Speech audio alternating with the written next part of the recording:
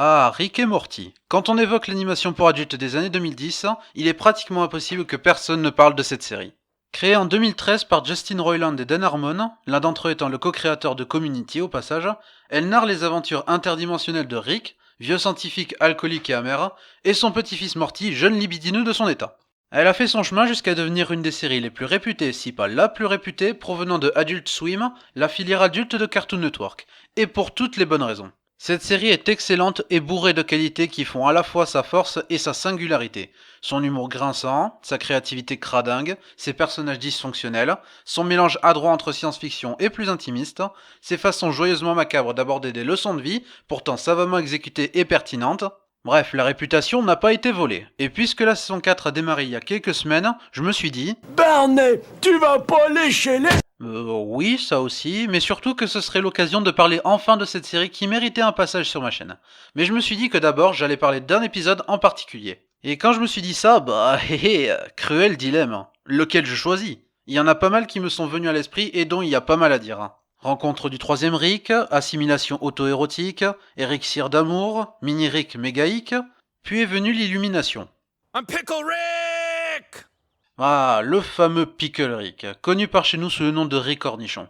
Probablement l'épisode le plus sujet au même sur internet, cité en boucle par les fans quand on leur demande le premier truc provenant de Rick et Morty qui leur vient à l'esprit. Même avant qu'il ne soit diffusé, c'était déjà un petit événement vu à quel point il semblait être l'épisode majeur pour préparer le terrain pour la saison 3.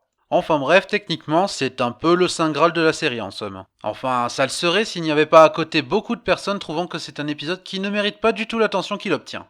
Mine de rien, c'est un épisode fascinant à aborder. Oui, c'est possible avec un titre pareil. Et donc, qu'est-ce que ça vaut vraiment? Est-ce que cet épisode a plus que des répliques nées pour être des mêmes pour justifier son appréciation générale? Est-ce que cet épisode est la chose la plus surestimée de la décennie? C'est ce que nous allons voir. Voici mon avis, bien entendu personnel, sur Rick Cornichon. Mais au fait, de quoi cet épisode parle donc pour commencer? Eh bien c'est sur Rick se transformant en cornichon pour éviter d'aller à une séance chez le psy avec sa famille, prétextant qu'il l'a oublié. Sa fille Beth prend avec elle la seringue contenant le sérum devant à la base retransformer Rick quelques minutes après le départ de la famille, et il est donc coincé dans sa position en attendant leur retour. Sinon, pourquoi Beth prend pas simplement le corps immobile de Rick avec elle à la thérapie? But, I mean, your mom could put me in a purse or a pocket, if she really needs me to go. Nobody needs anything, okay? It's fine. I mean, you should just stay here and figure out how to stop being a pickle, okay? Ah, bon, merci de justifier, je suppose. Cependant, après une série de petits événements, il se retrouve dans les égouts et le voilà à devoir lutter pour sa vie alors qu'il est dans l'incapacité complète de bouger. Qu'à cela ne tienne, c'est Rick, alors il a forcément plus d'un tour dans son sac métaphorique pour trouver une façon temporaire de se déplacer et progresser jusqu'au chemin du retour. Là on est clairement dans la catégorie des épisodes qui font le plus avec le moins. Imaginez quelqu'un qui découvre tout juste la série et qu'on lui dise « Hey, il y a un épisode où Rick se transforme en cornichon, tu sais ?» Ouais, il serait légitime qu'il se retrouve avec un sourcil plus élevé que l'autre. Mais puisqu'on est dans la saison 3 et qu'à ce stade on connaît bien Rick et Morty à force, si on les suit depuis le début, on se doute que le coup du cornichon qui tient en une ligne ou deux ne les empêchera pas de se révéler très créatifs avec ce qu'ils ont sous la main. Personnellement, j'ai toujours un faible pour ces épisodes de série qui ont un pitch tout simple, mais qui s'en servent au mieux pour en découler plein de situations bien trouvées. C'est ce qui fait marcher un grand nombre d'épisodes de Bob l'éponge par exemple, avoir un concept de départ tout simple utilisé comme grande source comique et créative. Par exemple, les tablettes de chocolat, dans lesquelles les deux compères font du porte-à-porte pour vendre du chocolat afin de s'établir une petite fortune. C'est simple, ça tient en une ligne, et l'épisode puise toute sa force dans la variété de son humour, l'utilisation de son casting, et ses très nombreuses occasions de se révéler particulièrement créatif, et c'est ce qui en fait pour beaucoup de fans, moi inclus, un des meilleurs épisodes. Rick Cornichon part donc à peu près de ce même principe, je veux dire, le pitch c'est Rick se transforme en cornichon pour éviter d'aller à une thérapie. Voilà. Mais sa stratégie d'exécution est tout autre, et il se sert de son point de départ pour une énorme lutte menée par Rick pour sa survie. Il se transforme en cornichon, puis il se retrouve dans les égouts, puis il se sert de cafard pour se déplacer, puis il se bat contre des rats de façon ultra violente, puis il se retrouve dans une base de sécurité où il affronte et zigouille plusieurs agents, avant qu'on envoie à ses trousses un prisonnier baraqué pour lui régler son compte alors que les deux s'affrontent dans un duel sans merci. Boy, that escalated quickly. D'autant qu'ils prennent vraiment soin de cultiver cette progression. Au tout début, Rick nous ferait presque croire qu'il ne va pas se passer grand chose, alors qu'il se retrouve dans l'incapacité de retrouver sa forme humaine pour l'instant, et semble donc coincé dans son labo pour un petit moment. Alors séquence filler de plusieurs secondes où il fait des bruits avec sa bouche pour passer le temps. Et ça passe crème, puisqu'on comprend vraiment Rick qui n'a pas pour l'instant, la capacité de faire quoi que ce soit d'autre, et puis c'est suffisamment court. C'est 20 bonnes secondes il me semble et c'est suffisant pour trouver la chose encore drôle sur la durée sans que ça ne dépasse encore le point de non-retour et que ça devienne juste pénible. Heureusement ceci dit, il y a de quoi faire bouger les choses avec le chat qui fait glisser Rick jusqu'au trottoir en plein soleil. C'est drôle de voir un grand scientifique fou mais brillant comme Rick se retrouver dans une telle situation ridicule et pourtant possiblement létale pour lui. Quand on commence à connaître le personnage, c'est clair qu'une situation comme celle-ci surprend. Rick est cependant sauvé par la venue soudaine d'une grosse pluie, qui est possiblement repartie aussi vite qu'elle est venue d'ailleurs, puisqu'il a l'air de bien faire beau lors des instants d'après. Ah, ces satanés nuages passagers. Et voilà notre pauvre Rick propulsé dans les égouts. Ils flottent tous en bas, Rick. Oui, mais lui, il est toujours dans l'incapacité complète de bouger, mais ça ne l'empêche pas d'avoir des idées pour se sortir de là. Il utilise un cafard qu'il a tué pour se déplacer en utilisant sa langue pour stimuler les parties du cerveau du cafard pouvant l'aider à bouger. That's disgusting. N'empêche, considérant tous les trucs improbables qui soient jamais arrivés dans Rick et Morty, à commencer par des choses comme, bon, je sais pas, un homme se transformant en cornichon peut-être, la solution de Rick pour se tirer d'affaire en se servant des cafards et de leur cerveau est apparemment basée sur une vraie expérience scientifique. Je suis tombé sur un article parlant d'une expérience en 2015 pour laquelle des chercheurs ont été capables de stimuler les neurones d'un cafard pour contrôler ses mouvements, et dans l'idée la tactique de Rick pour les contrôler semble s'en inspirer.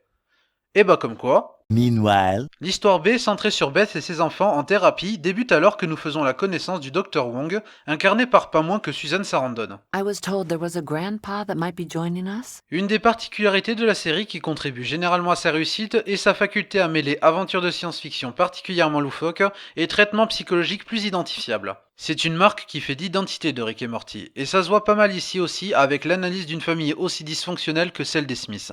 En fait, en y réfléchissant bien, c'est un épisode assez terre-à-terre au fond. Enfin, aussi terre-à-terre que pourrait l'être un épisode sur un homme se transformant en cornichon. Je veux dire par là que cette histoire de cornichon, aussi poussée à l'extrême soit-elle, contribue aussi au côté psychologique de l'épisode avec l'impact qu'elle a, ainsi que les manigances de Rick en général, sur l'histoire secondaire avec la thérapie, et sur la façon de trouver le chemin pour accéder au cœur du problème. D'ailleurs, notons que c'est le premier épisode depuis un petit moment à se passer uniquement sur Terre au lieu d'un autre monde. Bref, le Dr Wong souligne l'absence de Rick sachant qu'il devait être présent à la thérapie lui aussi à la base. Morty signale alors que Rick s'est transformé en cornichon, et comme je l'ai dit, la thérapeute s'en sert comme base pour accéder au cœur de la dysfonction dans la famille, quand Bess est juste convaincue qu'elle ne cherche pas à avoir la raison pour laquelle ils sont venus à la base. À partir de là, l'épisode va alterner entre les deux intrigues, et c'est là que nous revenons à ce cher cornichon de Rick. Et là, c'est le moment où ça devient génialement n'importe quoi. Encore plus. Parce que Rick a carrément conçu un système pour lui donner un exosquelette avec des parties de rats morts pour qu'il aille se battre contre toute une horde d'autres rats. En plus, comme Rick est un beau sadique, il se plaît à tuer les rats de manière toutes plus horribles les unes que les autres. Bon, c'est pas la première fois que Rick et Morty a fait dans le sacrément gore, il y a carrément eu un épisode sur la purge, bien meilleur que le film sur la purge, mais je crois qu'on a atteint un petit palier avec cette saison qui se plaît peut-être plus que les autres, à rappeler que c'est pour les adultes avec de l'ultra-violence. Je dis pas que ça me gêne carrément, mais bon, difficile de nier l'aspect un peu gratuit. Pour le plaisir de choquer, j'en sais rien, mais tout de même. On retourne à la partie thérapie alors que le Dr Wong pose de plus en plus le doigt sur la situation dans la famille, en soulignant la dynamique entre Rick et Bess et l'influence qu'elle pourrait avoir. Bess persiste à croire que c'est une façon d'ignorer que la thérapie devait être à la base sur Morty et Summer et leurs agissements sur lesquels je reviendrai un peu plus tard. Mais, bon on n'aime pas Bess en tant que personnage, mais l'un des buts de cet épisode je pense est d'apporter quelque chose à son personnage et à approfondir ce qui se passe entre elle et son scientifique starbé de père. Or Bess se comporte toujours comme si elle était dans le déni, alors que Wong fait des petites expériences pour noter ce qui se passe entre deux, et que Bess ne prend pas très bien le fait que la situation tourne autour de Rick et la dynamique qui l'occasionne, voulant rappeler ce qu'elle estime être le vrai but de la visite en thérapie. Rick de son côté a terminé le massacre des rats et prend la clé des champs en ressortant des toilettes. Les toilettes de qui? Les toilettes d'où? Whoa, whoa, whoa, no need to freak out. Nado Shenye, Bizzle Pasto Stick!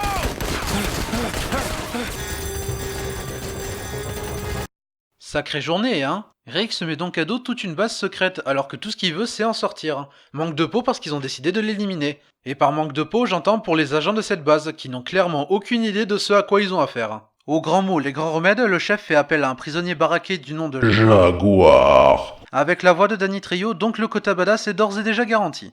Where is this pickle? L'épisode a vraiment des airs de film d'action trépidant à partir de là concernant la partie avec Rick, et ce que j'apprécie vraiment c'est à quel point c'est traité au sérieux. Notez que personne dans cette base, et pas même Jaguar, ne fait de remarques en mode « Un scientifique transformé en cornichon qui décime les gardes? C'est quoi ce délire? C'est ridicule !»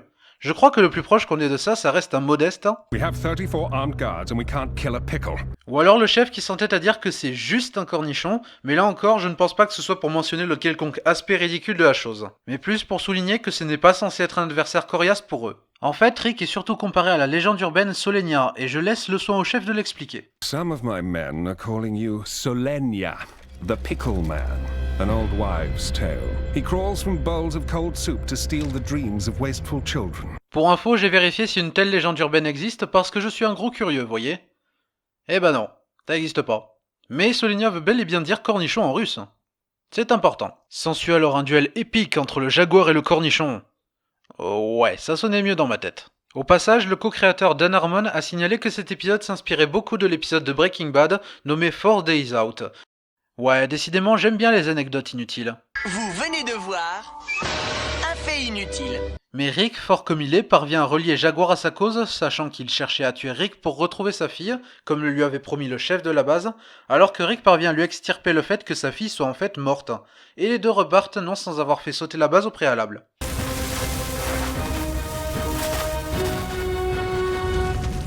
Farewell, Solenia.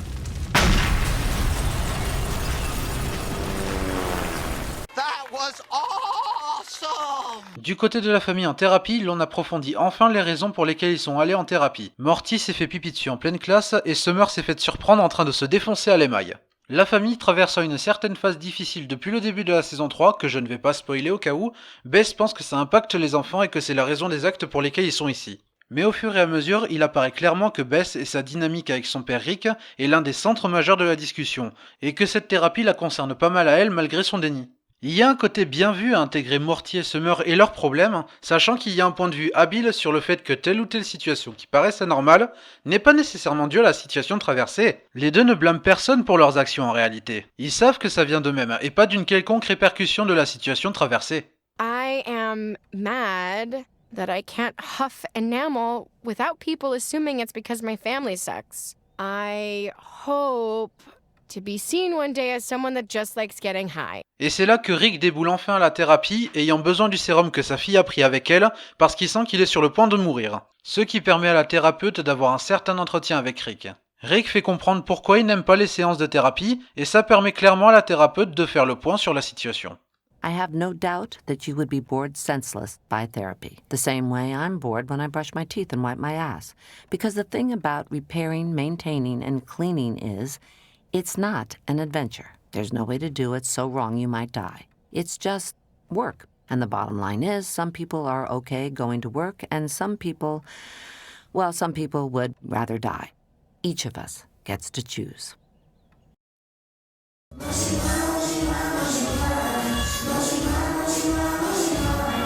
Plus sérieusement, c'est satisfaisant de voir l'épisode s'achever sur une telle note. Le message paraîtra peut-être très démonstratif, mais ça reste cohérent avec le principe de visite en thérapie. Et quant au message lui-même, oui, c'est aussi identifiable, ça reflète en soi une certaine crainte d'un quotidien monotone aux actions que l'on estime banales. Et ça nous fait comprendre quelqu'un comme Rick, cherchant toujours les situations les plus extravagantes pour échapper à ces banalités. Banalités qui pourtant doivent parfois être simplement acceptées, comme lorsqu'il s'agit de régler quelques problèmes personnels ou familiaux. Puis notez quand même toute la classe de quelqu'un comme le Dr Wong à exprimer tant de choses intéressantes envers quelqu'un comme Rick. Même s'il se doutait déjà de sa conclusion et alors qu'il continue à faire ses aventures folles qui lui coûtent presque la vie pour échapper donc à cette banalité soulignée qu'il aborde tant, il est suffisamment intelligent pour savoir que la thérapeute a des points dans son propos, sans pour autant les écouter bien entendu. Bess de son côté, je pense, sort comme si elle en a retiré quelque chose mais sans réellement l'admettre, alors que la thérapie s'est pas mal centrée sur elle et sa dynamique avec son père, et que les enfants qui ont trouvé la session concluante se font salement ignorer, alors qu'ils souhaiteraient éventuellement y retourner. C'est comme si elle s'était plus souciée de son bien-être, ce qui serait cohérent avec le fait que cette thérapie fut imposée par l'école de Morty et Summer. Et que maintenant qu'il y a le doigt sur la dynamique entre elle et son père, qu'il n'y a aucune utilité de la refaire, que c'était pour elle tout ce temps. Il y a pas mal de façons d'analyser ce final, mais dans tous les cas, je le trouve particulièrement intéressant. Et enfin, dans la pure tradition Rick et Morty, une scène post-générique où le duo est sur le point d'être tué par un musicien fou sur un piano géant. And now, for the E-Splat!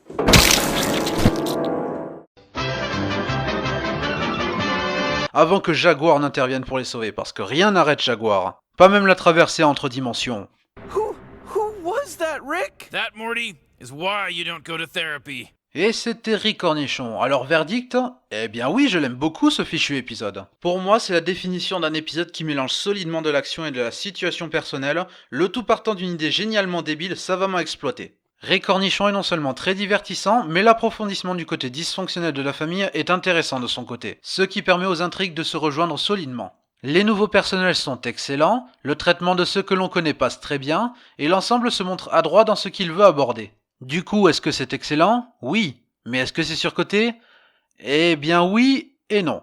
En fait, c'est le paradoxe de cet épisode que je trouve vraiment réussi, mais pas pour les raisons que sa réputation insinue. Il y a le côté fan excessif qui ont surtout retenu de l'épisode une source de mème illimitée à partir d'une simple réplique, qui donne l'impression que ça fait l'impasse sur ce qui donne vraiment sa sève à l'épisode, et d'autres qui l'élèvent également bien au-dessus d'autres épisodes tout aussi bons qui méritent autant de se démarquer. Pour moi, c'est bel et bien un excellent épisode de Rick et Morty, mais voilà, un de plus dans une série qui en a déjà pas mal, et parfois pour des raisons qui se démarquent plus que Rick Cornichon, ou dans le même genre de démarche qui resplendit tout autant. Du coup, je comprends parfaitement pourquoi plusieurs en viennent à trouver cet épisode très surestimé.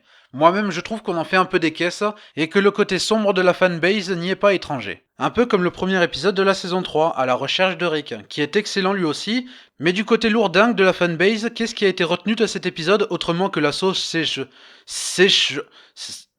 Voilà, au point qu'il y ait carrément des réactions négatives quand un McDo finit à court de cette sauce. Bah Rick Cornichon, c'est un peu ça aussi, c'est l'exemple d'un épisode à la réputation pourrie par une partie de la fanbase, à le citer jusqu'à la mort de façon plus agaçante les unes que les autres, sans réellement prendre en compte ce qui fait sa force. Et même quand on prend en compte ce qui fait sa force, j'ai l'impression qu'on oublie d'autres épisodes à côté qui méritent tout autant l'attention. Mais bon, quoi qu'on en dise, en ce qui me concerne, ça reste un épisode que j'aime voir et revoir, aussi jouissif que profond, dans la pure tradition de ce qui fait la force de cette série.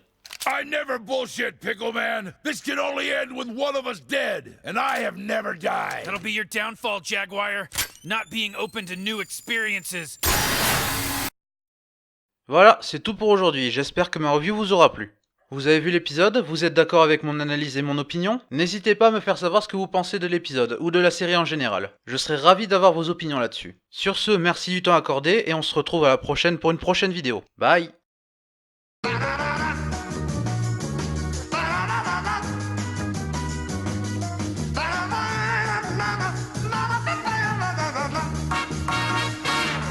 Des cornichons, de la moutarde, du pain du beurre, des petits oignons, des confitures et des œufs durs, des cornichons.